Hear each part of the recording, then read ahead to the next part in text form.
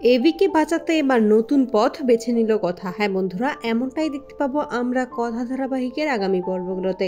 রেচা জনাবকে বলে আমরা আজকেই এভিকে বর্ডারের ওপরে পাচার করে দেব।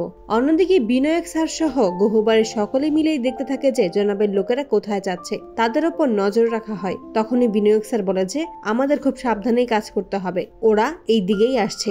বর্ডারের কাছাকাছি একটা মেলার মধ্যেই সকলে মিলে যখন নাচের অনুষ্ঠান করে, ঠিক সেই নাচের অনুষ্ঠানেই কথা সহ গহুবাড়ির সকলেই যোগ দেয়। কথা তখন সকলের উদ্দেশ্যে বলে যে এই মেলার মধ্যেই আমাদের ওই রেচা আর জনাবকে ফাঁদে ফেলতে হবে, ওদেরকে হাতে নাতে ধরতে হবে আর পাচক মশাইকে উদ্ধার করতে হবে। ঠিক সেই মুহূর্তে রেচা ও জনাবের লোকেরা সেখানে এসে উপস্থিত হয়।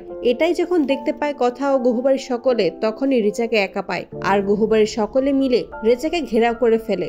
কথা রেচার সামনাসামনি আসে এবং রেচার মাথায় বন্দুক তাক করে বলে যে তোমার আর এখান থেকে পালানোর কোনো পথ নেই, তুমি এবার ধরা পড়ে গেছো, পুলিশ তোমাকে ঘেরাও করে ফেলেছে।